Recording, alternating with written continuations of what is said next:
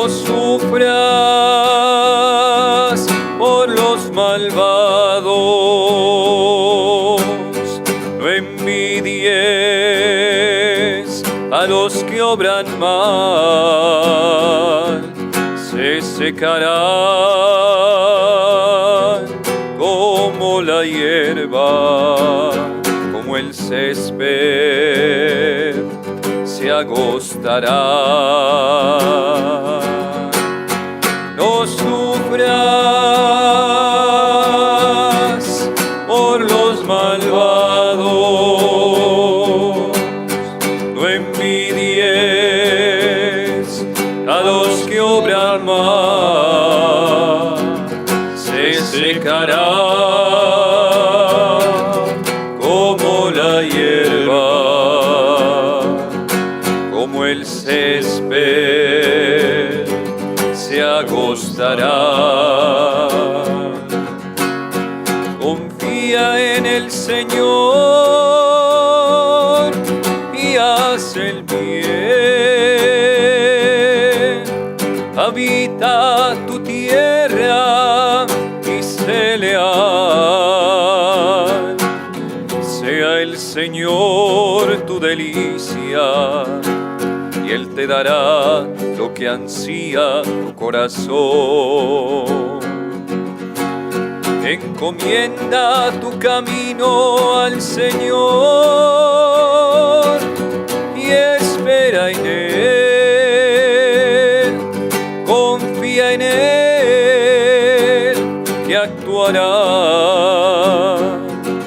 para brillar tu justicia, hará brillar tu lealtad. No sufras por los malvados, no envidies a los que obran mal, se secará como la hierba, como el césped se agostará. Cohíbe tu ira, reprime el coraje, no te exasperes, no sea que obres mal. Los que obran mal son excluidos. Los que esperan en el Señor en la tierra entrará. Aguarda un momento, desapareció el malvado. Fíjate en su sitio, ya no está. En cambio los mansos poseen la tierra, gozan de paz disfrutarán. No sufras por los malvados, no envidies a los que obran mal, se secará como la hierba, como el césped se agostará. De la epístola de San Pablo a los Efesios. Por tanto, desechad la mentira y decíos la verdad unos a otros, pues sois miembros unos de otros. Si os irritáis, no pequéis, que no se ponga el sol mientras estéis irritados, para no dar así ocasión al diablo. El que robaba, que ya no robe, que trabaje con sus manos haciendo algo útil, para que pueda socorrer así al que lo necesite. No digáis palabras que puedan herir, sino las que sean oportunas para edificar según la necesidad y hacer el bien a los que os escuchen. No entristezcáis el Espíritu Santo de Dios, con el que fuisteis sellados para el día de la redención. Que desaparezca de entre vosotros cualquier clase de amargura, ira, cólera, gritos, maledicencias y maldad. Sed amables y compasivos entre vosotros, perdonándoos mutuamente, como os perdonó Dios en Cristo. Palabra de Dios. Te alabamos, Señor. Se pueden sentar.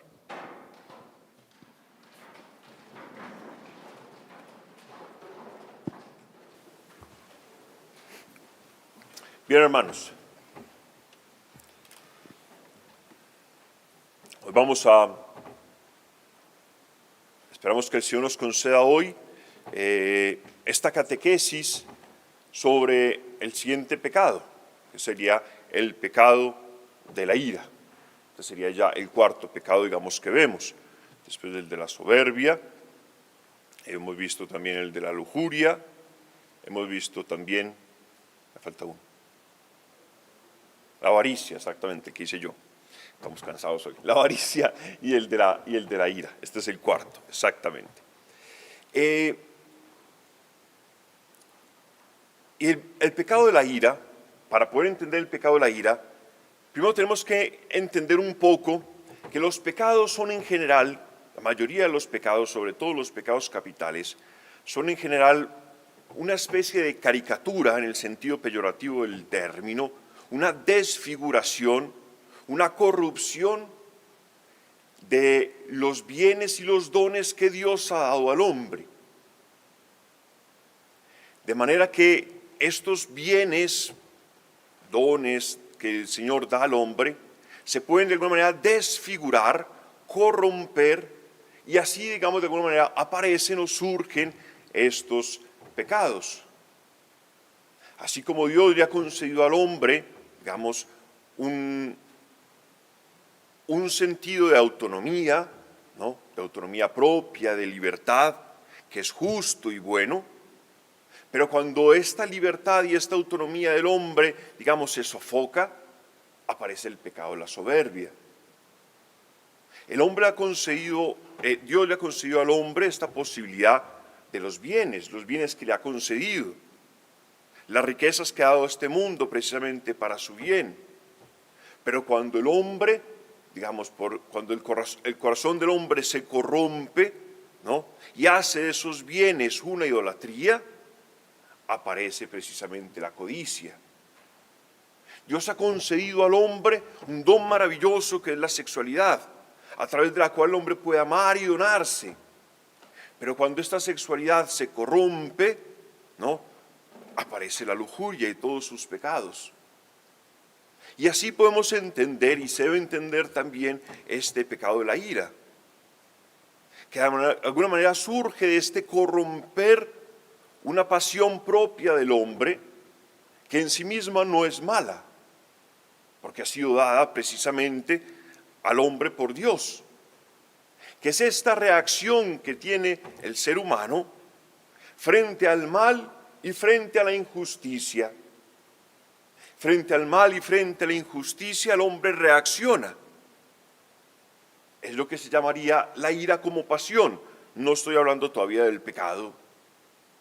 Para que me entiendan algunos ejemplos, así muy brevemente, la Escritura, de hecho en los Salmos, el primer Salmo que proclamamos hoy hablaba precisamente de la ira de Dios. El Antiguo Testamento habla muchísimo, el Nuevo también habla algo, de esta ira de Dios. Y la ira no es que Dios venga con furor y violencia, no. Se refiere precisamente a Dios que no ama el mal, que aborrece el mal, y que precisamente obra para extirpar el mal de la vida del hombre y de la vida del mundo. Y por eso se habla de ese último día, el día de la ira, en donde será la manifestación última de Dios para destruir la muerte y destruir el mal. Y esta misma ira, digamos, en cuanto a pasión positiva, ¿no? La podemos ver incluso en la misma Escritura.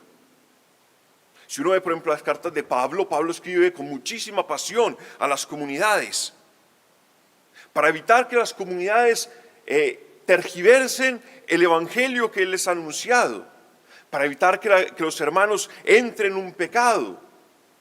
Y les dirá con mucha fuerza: oh insensatos Gálatas, ¿cómo habéis abandonado el Señor tan rápido y habéis ido detrás de otros dioses?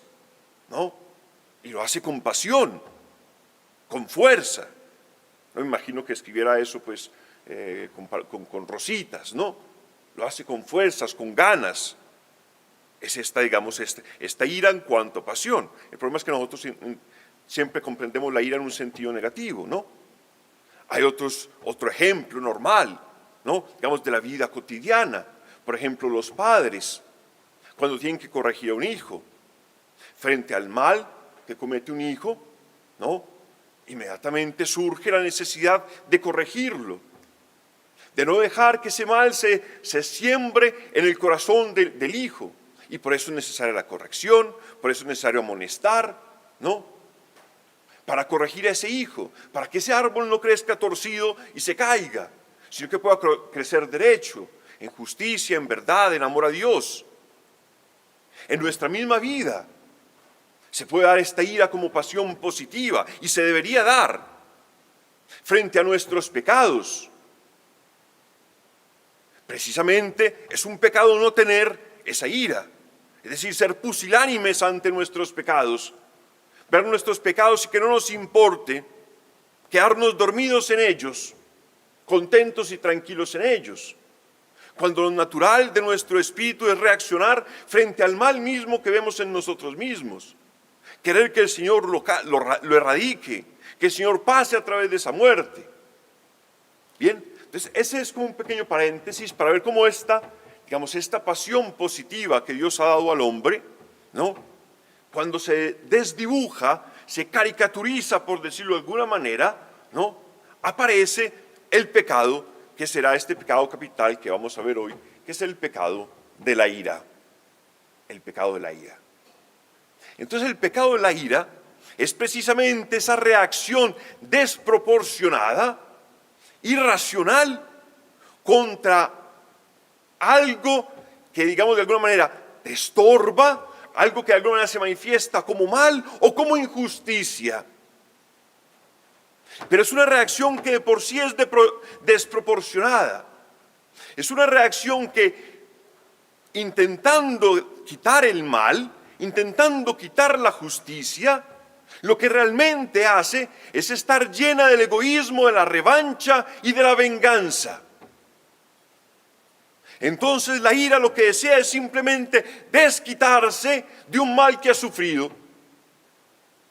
Desquitarse, tomar venganza, tomar revancha, no dejársela montar, en términos un poco más agrícolas, más nuestros, ¿no?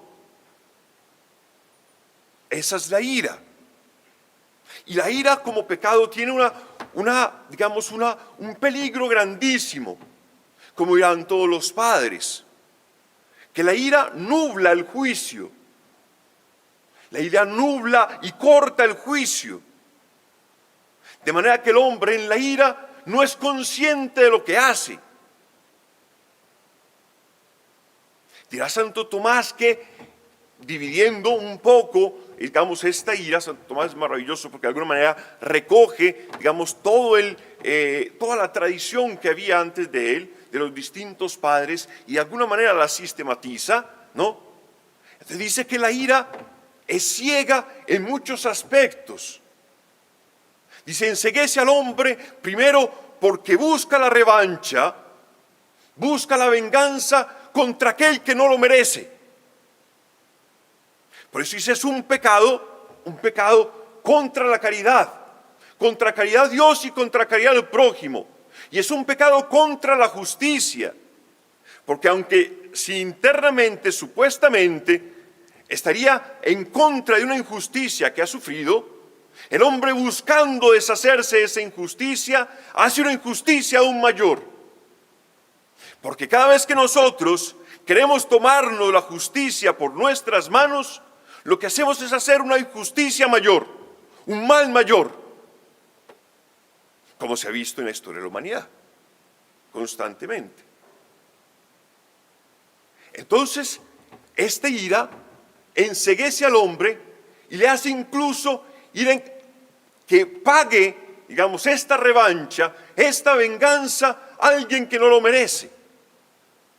Y lo vemos normalmente. Si te han tratado mal en el trabajo, si has tenido un problema en el trabajo, pues lo paga el primero que te encuentres. Llega a la casa y la esposa lo paga. Y a lo mejor la esposa pues también está mal, entonces lo paga el hijo. Y el hijo, como no puede hacerlo con los papás, pues lo paga el perro o el gato de la casa o el primero que encuentre. ¿No? Siempre paga aquel que no lo merece. Es ciega también porque es desproporcionada. Y la ira es desproporcionada frente al mal que de alguna manera ha recibido. Entonces nos vemos tranquilamente, ¿no? Jugando fútbol. Alguno te ha hecho una pequeña falta, o simplemente te pasó el balón por debajo de las piernas y se rió un poco de ti, y ya lo esperas a que regrese, y le partes el pie o lo tiras contra la reja, ¿no? Como mínimo. Desproporcionada. La ira es desproporcionada frente a una situación. Se te atraviesa uno en un carro y lo agarras a pito o te metes adelante, ¿no? De una manera desproporcionada, porque enceguece. Y la ira es ciega en cuanto olvida lo que realmente sería su propósito. Porque el propósito original de esa pasión es precisamente poder corregir el mal. Pero la ira, en cuanto pecado, olvida que tiene que corregir y simplemente se enfoca en hacer pagar al otro o a lo que sea, por aquella situación, por esa incomodidad, por ese mal que ha sentido. De forma que el mismo Santo Tomás hace una expresión bellísima, dice que la ira es la puerta de todos los vicios. No la madre, como se dicen de otros, no, dice la puerta de todos los vicios. Y dice ¿por qué? Dice, mientras que ella esté cerrada, nuestra alma descansa y nuestras virtudes también. Dice, pero el momento en que tú y yo abrimos la ira, nos enceguece y damos paso libre a una cantidad de pecados enormes. Por la ira vienen todos los otros pecados. Por la ira, como se nubla la razón, pueden venir cualquier cantidad de barbaridades. De palabras malsonantes, de maldicencias, ¿no? De homicidios. Por un arrebato de ira, ¿cuánta gente no ha matado a otro? El ejemplo más claro en la Escritura es Caín y Abel. Dice que Caín, cuando no han aceptado su ofrenda y ha sentido que eso era una injusticia hecha sobre él, dice que se llena de ira. Y la respuesta a esa ira es matar a su hermano Abel. Y la misma Escritura dice, el pecado está a la puerta, esperándote. Le abres esa puerta a través de la ira y entran todos. Es interesantísima esa expresión de nuestro querido Santo Tomás.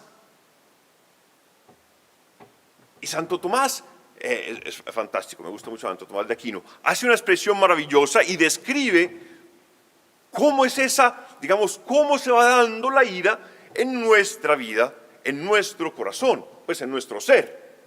Dice, la ira empieza en el corazón, con los pensamientos rápidos que nos vienen de venganza. Este me la hizo, me la tiene que pagar, ¿no?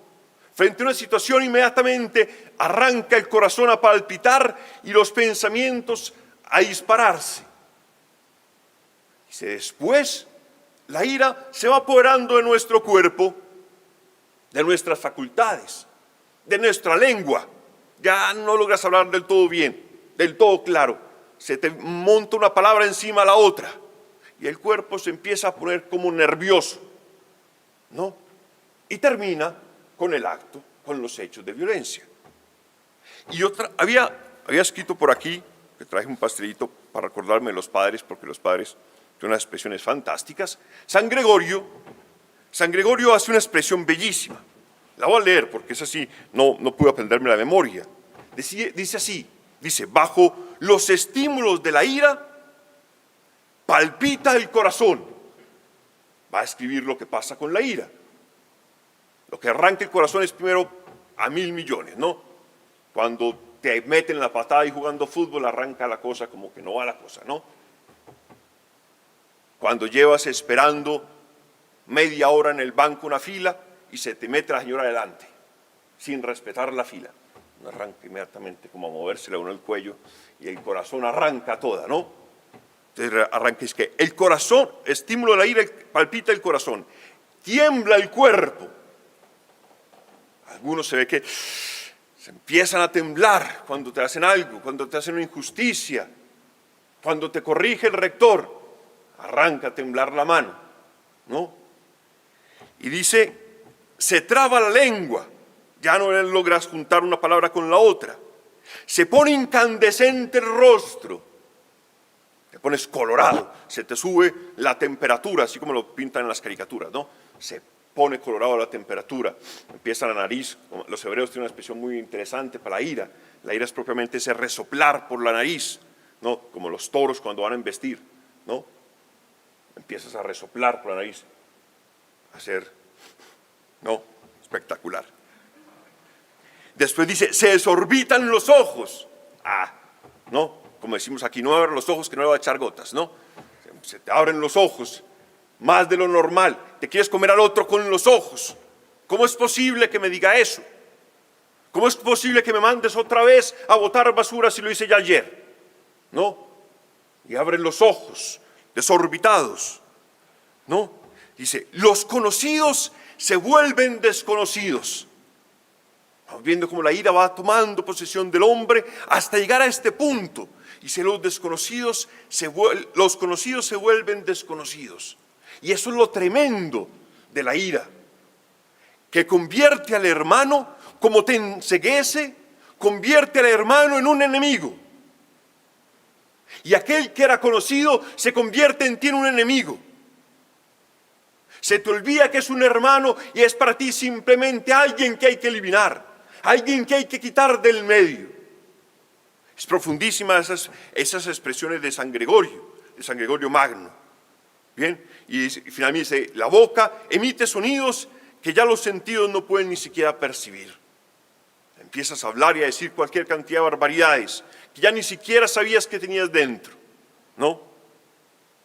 Y hablando sobre esta ira, para caracterizarla un poco, para que nosotros podamos identificar también cuando esta ira está también en nuestro corazón, podemos ver que hay como distintos niveles, porque no es lo mismo, ¿no? Hay distintos niveles de la ira, no en todos momentos es siempre igual. Entonces los padres dicen que hay un primer nivel que es la impaciencia. El iracundo, aquel que tiene la ira, es un impaciente. Es un impaciente. Es aquel que se mantiene un poco nervioso. Bien, que no te pueden decir nada porque ya tienen las 3 piedras en la mano. No. Aquel que piensa que todo el mundo le debe, que el universo entero le debe algo. Y como el universo entero le debe algo, se mantiene inquieto, impaciente. Entonces te levantas, abres la ducha y el agua está fría. Y ya empiezas a murmurar y hablar mal de todo el mundo. Y bajas al comedor y resulta que no había pan. Una sola galleta. Y ya la cosa te pone un poco más nervioso todavía y ya no aguantas al otro, ¿no? Ya no aguantas al otro. Después vas a clase, después de una clase en la cual no has aguantado, ya estás fundido a punto de dormirte. En el último minuto de la clase, no falta el muchacho de siempre que levanta la mano. Profe, una pregunta. y se te levanta toda la ira de Yahvé adentro y empieza a decir: este desgraciado engendro del mal, porque es posible que, como pregunta siempre en el último instante, cuando ya el profesor iba a cerrar la transmisión, ¿no? Digo ejemplos que supongo que les habrán pasado, ¿no? El impaciente. Después hay otro, digo, un paso más allá, que son estas palabras y estos actos amenazantes, ¿no? Como por ejemplo, las filas son lo mejor para ver lo que hay en nuestro corazón. Estás en una fila esperando lo que sea, entrar a alguna parte, comprar algo, pagar algo, ir al banco a reclamar algo, ¿no? Y estás ahí tiempo y tiempo, porque se demoran un montón y ya empezaste a murmurar dentro, ¿no? Porque la señora de allá se puso a hablar con la otra en vez de atender lo que tenía que hacer, y de las 5 cajas están atendiendo solo 2 y ya quieres comerte al resto del mundo, ¿no? Y se te atraviesa la señora que siempre llega ahí, guáquetes. Se metió adelante de ti y viene con un paquete así de esos lleno de facturas y de cosas que tiene que pagar, ¿no? Entonces empiezan las palabras amenazantes. A lo mejor eres muy educado y no eres capaz de decirle nada directamente. Entonces arrancas a hablar supuestamente para ti, pero lo escucha todo el banco, ¿no? Es que la gente es muy conchuda en esta vida. Es que no hay nada que hacer, definitivamente. Nosotros llevamos aquí 1 hora y media y hay gente que acaba de llegar y se mete adelante, ¿no? Hablando para nosotros, palabras amenazantes, palabras de ira, ¿no? O cuando vas en el carro, se te atraviesa algo y coges ese pito y ¡pran! Al fondo, ¿no? Si estuviera misiles, el carro se lo hubiera lanzado, ¿no? Eso, coges el pito y, ¿no? Empiezas con palabras amenazantes a recordarte hasta de su tatarabuela, ¿no? Por lo que está pasando. Después dice, hay un paso todavía más, que ya propiamente la violencia. Entonces te corrigen, te dicen algo y sales y ¡pam! Botas la puerta. Golpeas algo, tiras las cosas, ¿no? La violencia. Y un último, que es ya propiamente el furor, que es cuando ya propiamente la razón se ha nublado del todo, pierdes todo control y te botas a una violencia ciega. Te agarras allá de las mechas, de los pelos, agarrarte con otro a puños, a pata, con el que antes era simplemente un hermano tuyo, ¿no? Esta es la ira. Digamos, estos distintos como etapas, como niveles que tiene la ira. La ira, ya para terminar, la ira tiene también, habla Santo Tomás, refiriéndose a Aristóteles, porque es Aristóteles el que hace esta primera división, dice que en la ira hay una cosa muy interesante, dice porque en la ira hay al menos 3 tipos de iracundos. Bien, dice, hay unos que son los agudos, que son aquellos identificados con la impaciencia, aquellos que tienen impaciencia, que con cualquier cosa se disparan, con cualquier cosa inmediatamente están ya murmurando, con juicios, con rabia. Hay otros que llaman los amargos. Los amargos son aquellos que tienen rencor, que a lo mejor ni siquiera actúan, que a lo mejor tú no lo ves que actúe constantemente, que tira una puerta, que golpea a alguien, pero es aquel que constantemente guarda en su corazón el rencor, que le ha hecho una injusticia y lo tiene ahí adentro. El matrimonio es fantástico porque en el matrimonio se pueden hacer muchos ejemplos, ¿no? Entonces, el marido te hizo una, llegó tarde un día y esa se queda ahí guardadita, ¿no? Está ahí en la lista, lo tienes ahí guardado, en la lista. Después de años y años y años, todavía te acuerdas la que te hizo cuando estabas de novio. Porque se guardan esas facturas, esas injusticias. Hay otro tipo que es propiamente el implacable, que no descansa hasta que el otro haya pagado y busca de todas maneras que el otro pague, como sea, y se alegra por el mal del otro. Menos mal le pasó, porque claro, como es así, ojalá le pase, ¿no? Es implacable, que desea como sea la venganza y no descansa hasta que esa otra persona obtenga la venganza, la paga, ¿no? Y por eso dicen los padres que la ira tiene como unas hijas, pues son muchas más, pero voy a hacer simplemente unas cuantas, unas 6 de estas hijas. Dice, la ira, en cuanto se siembra en el corazón, la ira da lugar al rencor, a la indignación, donde el otro está muerto para mí, donde el otro se convierte para mí en un enemigo. Por eso es un pecado contra la caridad. En el corazón también, dicen los padres, aparece esta especie, ese pecado que no tiene propiamente nombre, lo llaman con una expresión, dicen un hinchazón de corazón, donde el hombre se llena de planes malvados, de planes de venganza, donde constantemente está pensando, qué bueno que le pasara a este otro tal cosa, ¿cómo este me puede pagar lo que me debe? La venganza, ¿no? Después, en cuanto a la lengua, en cuanto a la ira se apodera de la lengua, pues hay unos pecados muy manifiestos, que los padres llaman el clamor, la grosería, la maldicencia, que referido a Dios es la blasfemia.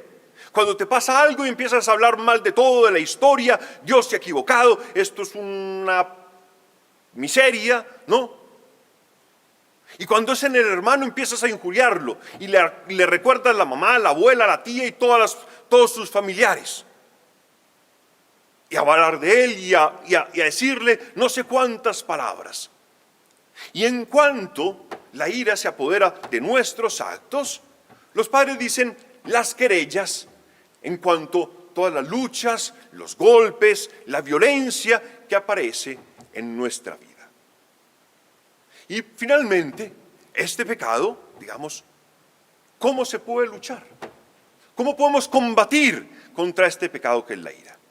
Pues dicen los padres, primero de todo con la oración, pidiéndole al Señor el Espíritu Santo que nos conceda la mansedumbre, la paciencia y el dominio de sí, para poder dominar nuestras pasiones, para poder dominar estos instintos nuestros que tantas veces salen sobre nuestro corazón. También invitan los padres al silencio, frente al mal que nos hacen el silencio, recordando lo que nosotros hemos hecho y recordando cuál es nuestro final. Si recuerdas tu muerte y si recuerdas lo que el Señor ha perdonado en nuestra vida, eso nos lleva automáticamente a bajar nuestra ira, a buscar al Señor.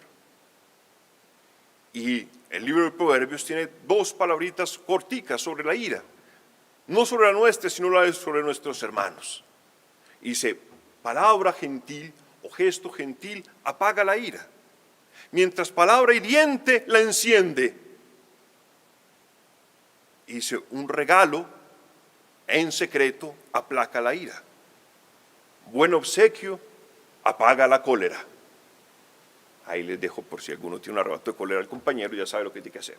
Bien, entonces bueno hermanos, continuemos esta celebración, pidamos al Señor que nos conceda hoy esta certeza, poder ver en nuestro corazón también este pecado y que nos conceda el Señor poder luchar con él, pedirle al Señor que nos conceda hoy su Espíritu Santo, sus dones, estos dones de mansedumbre, de humildad, de paciencia, de dominio de sí, para que el Señor pueda empezar a erradicar de nuestro corazón el mal. No sufras por los malvados, no envidies a los que obran mal, se secarán como la hierba, como el césped se agostará. No sufras por los malvados, no envidies a los que obran mal, se secará como la hierba,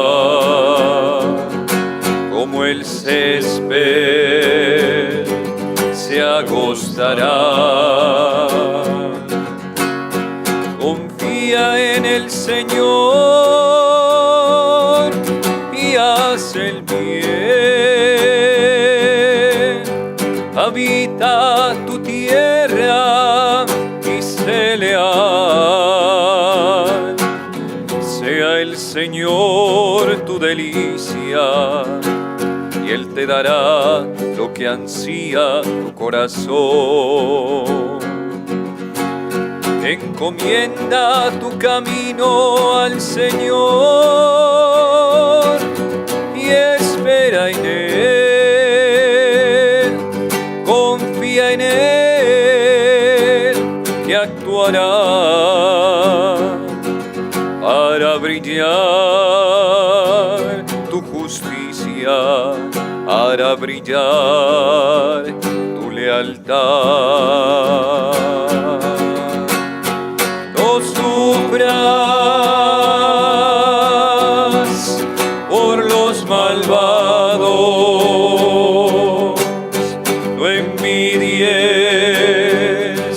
a los que obran mal, se secará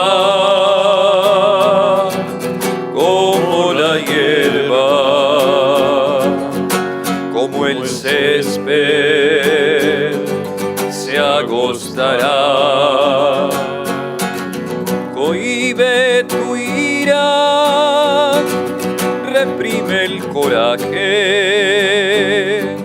no te exasperes, no sea que obres mal. Los que obran mal son excluidos. Los que esperan en el Señor en la tierra entrará. Aguarda un momento, desapareció el malvado. Fíjate en su sitio, ya no está. En cambio los mansos poseen la tierra, gozan de paz disfrutarán. No sufras por los malvados, no envidies a los que obran mal, se secará como la hierba, como el césped